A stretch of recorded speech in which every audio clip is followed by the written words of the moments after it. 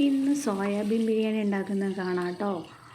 അതിന് വേണ്ടിയിട്ട് ഒരു സവാള എടുത്തിട്ടുണ്ട്, കുറച്ച് ഓയിൽ, പച്ചമുളകൊക്കെ ഇട്ടിട്ട് ഒന്ന് മൂപ്പിച്ചെടുത്തിട്ടുണ്ട്. ഇതിനകത്തേക്ക് ഞാൻ ഒരു പേസ്റ്റ് ചേർക്കുന്നുണ്ട്. അത് മഞ്ഞൾപ്പൊടി, മുളക് പൊടി, മല്ലിപ്പൊടി ഒക്കെ ഇട്ട് ചെറുതായിട്ടൊന്ന് മിക്സിയിലിട്ടിട്ട് ഞാനൊന്ന് ഒരു പേസ്റ്റ് പോലെ ആക്കുന്നുണ്ട്. കുറച്ച് കുരുമുളക് പൊടിയൊക്കെ ചേർത്തിട്ടാണ് അത് ചെയ്തിട്ടുള്ളത്. ആ പേസ്റ്റിനകത്ത് ഒരു ഇച്ചിരി വിനാഗിരി ഒഴിച്ച് കൊടുക്കുക, കുറച്ച്, കാരണം ഞാനിത് തക്കാളി ചേർക്കുന്നില്ല. പിന്നെ ഇതാ സോയാബീൻ ഞാൻ നേരത്തെ പൊരിച്ച് വെച്ചിട്ടുണ്ടായിരുന്നു. കുറച്ച് ഉപ്പും മഞ്ഞളും തേച്ചിട്ട് മുളക് പൊടി ഇട്ടിട്ട് ഞാനൊന്ന് ഫ്രൈ ആക്കി എടുത്തതായിരുന്നു. അതും നമ്മളിതാ ഇതിനകത്തോട്ട് ഒന്ന് ചേർത്ത് കൊടുക്കുന്നുണ്ട്.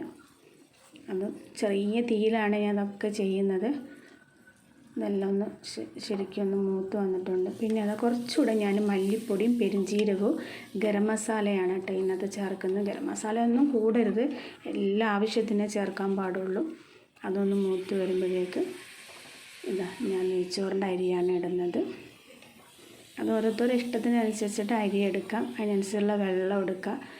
പിന്നെ ഈ എണ്ണയിലിട്ടിട്ട് ഞാനൊന്ന് മസാലയൊക്കെ അതിന് അരിക്കകത്തും കൂടെ നന്നായിട്ടൊന്ന് വഴറ്റുന്നുണ്ട്.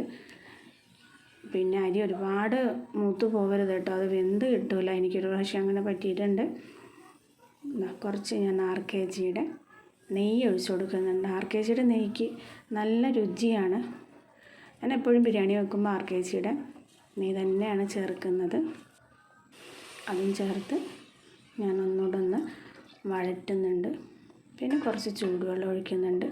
അരിയുടെ ആവശ്യത്തിനനുസരിച്ചിട്ടുള്ള ചൂടുവെള്ളമാണ് ഞാൻ ഒഴിച്ചു കൊടുത്തിട്ടുള്ളത്.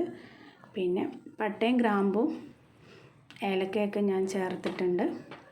അതൊന്നും ചേർക്കാൻ മറക്കണ്ട, ഞാൻ ചേർത്തിട്ടുണ്ട്. പിന്നെ ഇതാ കുറച്ച് കല്ലുപ്പ് ഇട്ട് കൊടുത്തിട്ടുണ്ട്.